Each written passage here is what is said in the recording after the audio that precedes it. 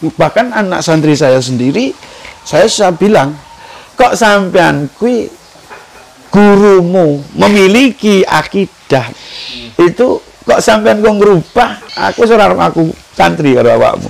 Kula ngoten niku.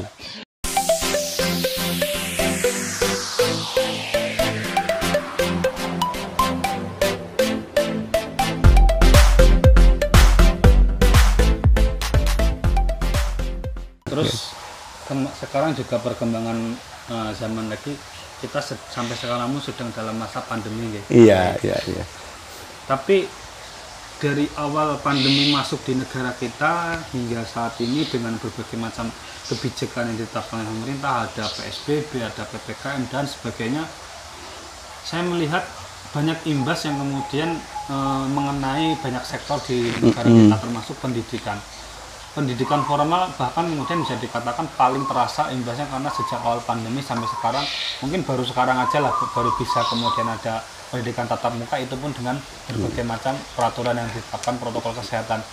Tapi kita satu catatan yang menjadi sebuah keunikan bahwa kemudian nyatanya dalam keadaan seperti ini justru pesantren yang masih bisa dikatakan lebih bisa survive, bisa bertahan, meskipun juga tetap dengan mengikuti protokol, tetap ada imbas yang terasa. Tapi, nah, bagaimana kemudian pesantren bisa kemudian ya lebih survive lah. Saya tidak mengatakan paling bertahan, tapi kondisinya lebih bisa survive dibandingkan pendidikan yang lain, gitu loh.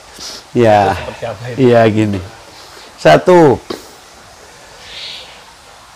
dasar tadi di awal kami sudah menyampaikan ya sedikit lah ya, bahwa kemandirian yang didorong dengan perjuangan. Itu satu. Kemudian ada semacam tuntutan, walaupun ini tidak ada semacam sanksi yang memang yang formal, bahwa setiap ada guru, ada murid, ada perjuangan dan ada hikmah.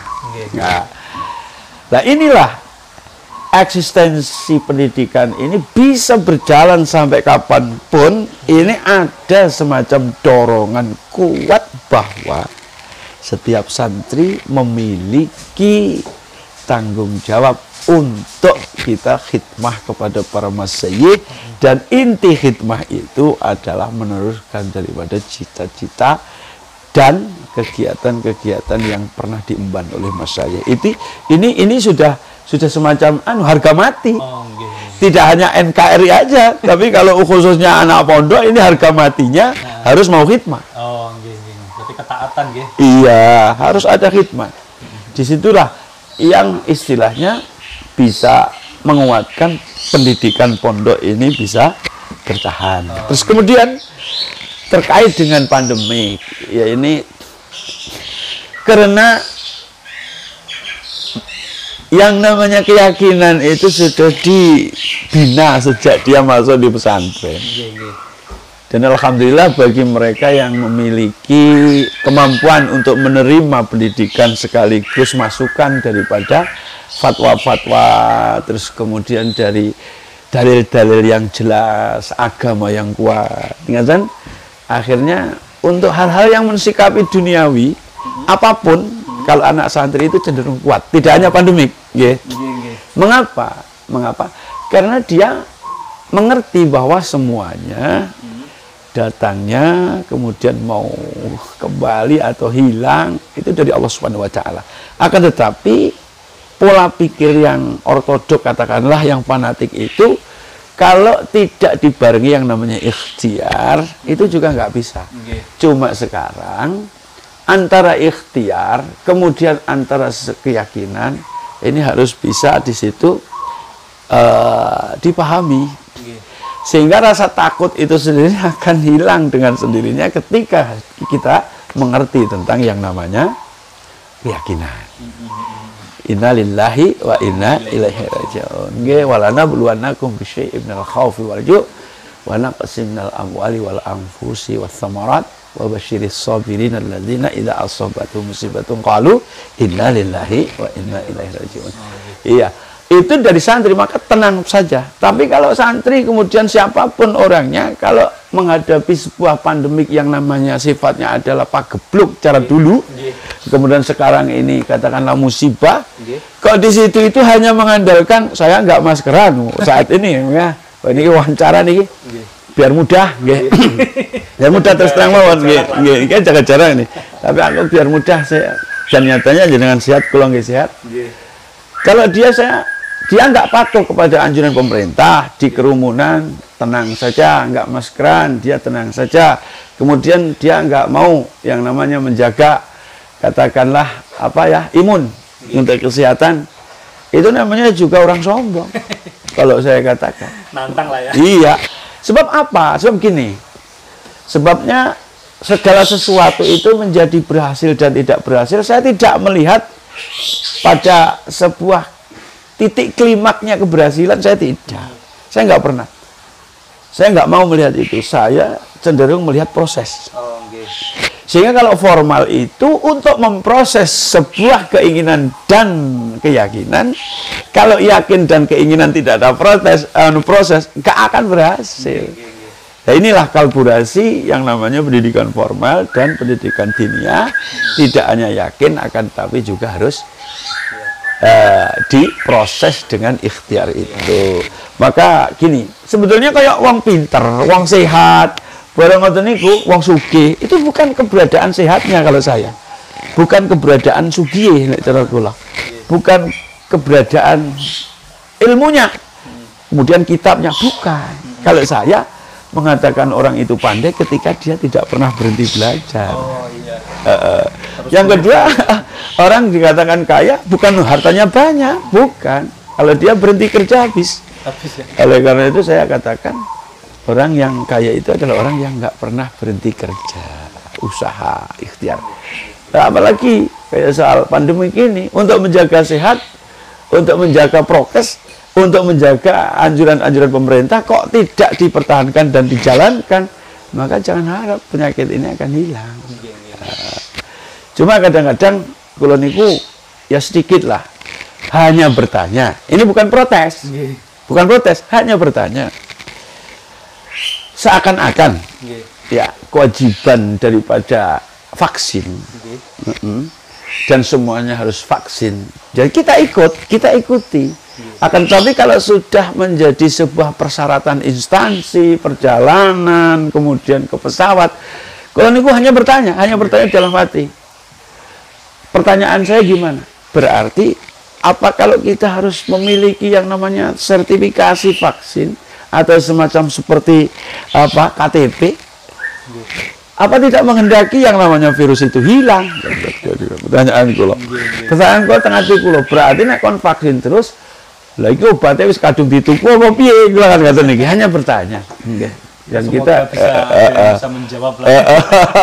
Nek kula ngoten niku. Enggak cuma jenengan aja ya, banyak yang ya namanya kita juga sedang dalam seperti ini semua. Iya, dalam proses nggih. Dan kita harus mengikuti proses untuk kita diangkat virus ini harus.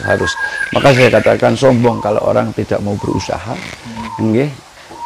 Bohong kalau orang itu hanya mengandalkan sebuah keyakinan. Iya. Jadi intinya adalah keyakinan dan juga ketaatan pada protokol yang sudah ditetapkan oleh pemerintah. Iya. Nah, berbicara tentang ketaatan pada pemerintah, ini mungkin pertanyaan terakhir dari saya.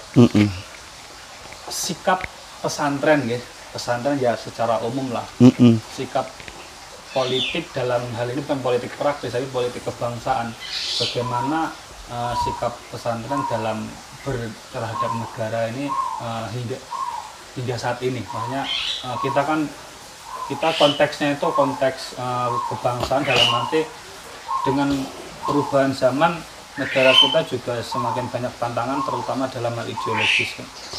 Banyak yang kemudian ideologi yang radikal, kemudian yang memaksakan untuk menjadi negara Islam dan lain sebagainya. Nah, dalam keadaan seperti ini, dan mungkin akan terus berkembang teruslah. Bagaimana komitmen dari pesantren terhadap negara, komitmen kebangsaannya lah. Iya. Terima kasih nih Mas. Jadi begini, yang namanya hubbul watan minal iman satu, itu dasar utama. Kemudian kita mau hidup di negara mana lagi? Oh, kita lahir di sini. Kan, ya? Itu satu. Yang kedua begitu. Dan yang ketiga, kita itu punya kemampuan apa untuk memperjuangkan tanah kelahiran? Bisa memiliki potensi untuk membantu itu, alhamdulillah. Apa meneh kok ngasih ngerusui kayak gitu. Ini kan sudah tidak lagi waras nih cara kula. Nggih. Nah, mau kita apalagi NKRI, apalagi yang namanya kemerdekaan sudah dicari dan diusahakan dengan begitu banyak pengorbanan di sebagian besar lini. Lah kok Arab enek yang namanya paham-paham seperti itu, saya nggak setuju 100%. Bahkan 2000% yang nggak setuju. Terus kemudian ini kayak seperti paham-paham seperti kekhalifahan.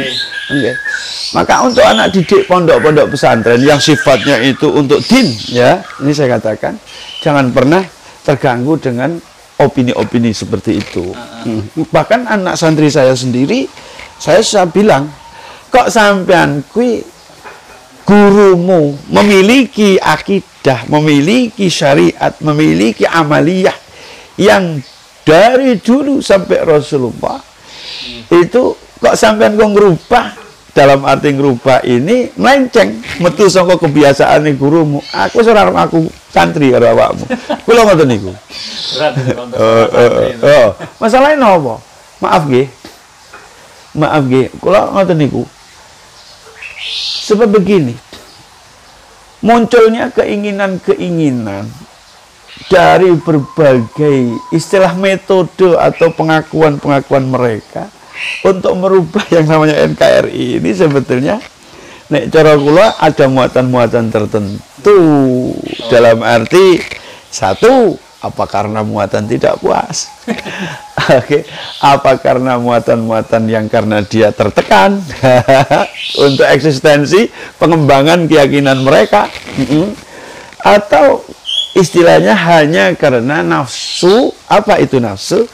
Karena melihat nek opo-opo diatur Islam jerene penak. Lah malah justru sekarang yang perang itu adalah negara Islam. Itu negara Indonesia yang notabene memiliki apa? Beraneka. Iya. Aneka kepercayaan. Yang terbaru ini kan Afghanistan apa ya? Lah iya. Itu kan ya gonjang-ganjing lagi itu karena pemaksaan ideologi. Iya, Dan ternyata kita masih tetap lebih baik daripada mereka ya. Kan ya konflik internal itu saya rasa wajar lah di negara manapun ada. Cuma kan secara keseluruhan kita termasuknya masih solid, masih kokoh meskipun gemburan di sini masih ada itu. Maka untuk santri kami sendiri, saya begini Mas. Ngalaikum bisunnati wa sunnati khulafair rasyidin. Itu kata Nabi. Kata Rasul begitu. Saya memahamkan ini saja secara singkat. Ya. Ada ahli bait. Ahli bait itu katakanlah sahabat Utsman, sahabat Ali. Dan terkenalnya ahli bait itu adalah orang yang hanya menerima ahli bait itu Syiah. Ada? Terus ada yang sahabat. Yang sekarang ini istilahnya pun Wahabi modern. Istilahnya mutakhorijin, apa? Kaum apa itu? Khawarij, ya. Itu. Lah, kalau pondok pesantren yang nalurinya itu ahlus sunnah wal jamaah, ini sangat menerima yang namanya Pancasila. Karena terkait karena hubul waton itu sendiri. Dan yang kedua, menghormati para pejuang yang secara tidak langsung kita para ulama juga andil di situ. Ini betul loh Mas. Kalau saya bicara seperti itu, bahkan awal mula yang namanya puasa tanggal 10 bulan Asyura itu karena patriotisme dan hanya pengakuan Nabi Musa itu sebagai kaum yang di situ memiliki apa semacam apa katakanlah ini nama baik. Jadi ketika rawuh Nabi itu ke Madinah itu mereka puasa bulan Muharram tanggal 10. Nabi berkata, hal antum tasumun, apa kamu puasa? Naam. Nggih. Nahnu nasumu, saya puasa. Mengapa? Hada yaumun dhahara. Nggih, fihi Musa ala Fir'auna. Ini hari kemenangan kemenangan Musa atas Fir'aun. Maka saya menghormati Musa karena Musa termasuk kaum saya. Loh, saya menghormati NKRI ini karena para pejuang bapak-bapakku yang melu perang. Kayak niku lho. Lho saiki kok arep diganti lho, Pak sapa kae dhewe? Hah? Lah bodho lek cara kula. Bodho niku ya ora pinter itu. Ya, intinya dari pesantren komitmennya adalah setiap ada NKRI lah ya, namanya tetap menjaga keutuhan bangsa ini. Sedikit tadi saya potong Mas ya.